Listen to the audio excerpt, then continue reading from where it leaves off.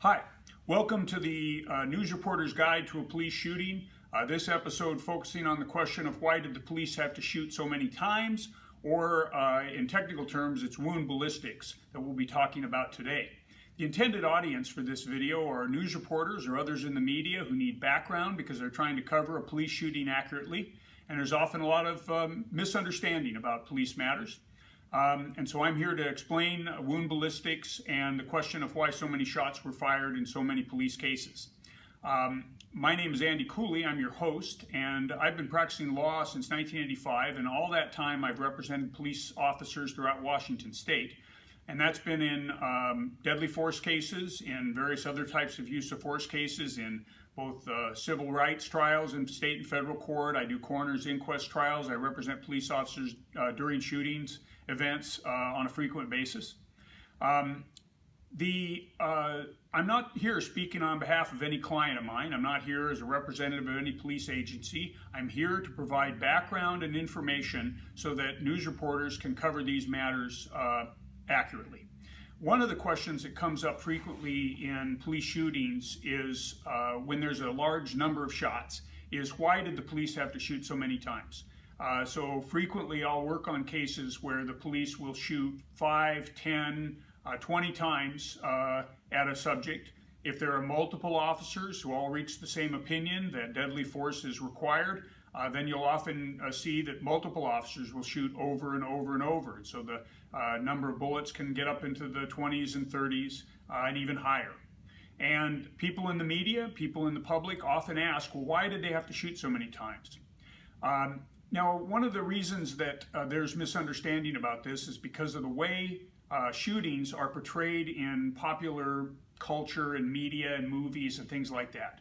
And in the movies and on television, when somebody is shot, they often drop to the ground like a marionette who had their strings cut. They just collapse and are immediately incapacitated. And the reality in the world is that that's not the way it works.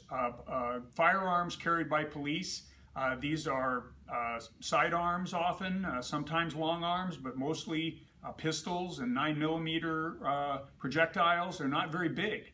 They don't travel very fast. And they don't produce a lot of injury. And police officers are trained to shoot to the center of mass, meaning the area of the chest and the stomach, and not trained to shoot at targets that might produce immediate incapacitation. So that would be shooting somebody in the head. So when the police shoot, they often will hit targets that are soft targets like a shoulder or a stomach. They'll often produce some pain. There may be some distraction from that.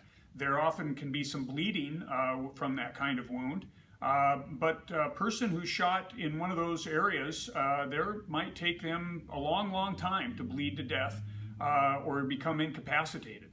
And what police science has shown is that shooting somebody in one of these targets, like the stomach or the shoulders or even the chest, unless you sever a major artery, they're not going to be incapacitating to the individual. And police are trained that you shoot and keep shooting until the subject is incapacitated, until they stop moving toward you or in a threatening manner. And if they're continuing to move, if they're continuing to stand upright, if they're continuing to be able to hold on to whatever weapon they might be carrying, those are all reasons why police officers will shoot and continue to shoot until they see that person has been incapacitated. And so it's that wound ballistics issue, the rarity that the police are able with one shot to incapacitate somebody. They don't usually hit somebody in the spinal column, especially in the neck area where they would become paralyzed from the neck down. They don't hit people in the brain where they can kill the brain immediately. They don't hit a major artery, and even then it would take a matter of seconds or minutes before somebody were to die. So it's that failure to hit those unusual locations that explains most of the time where there were so many shots in a police shooting.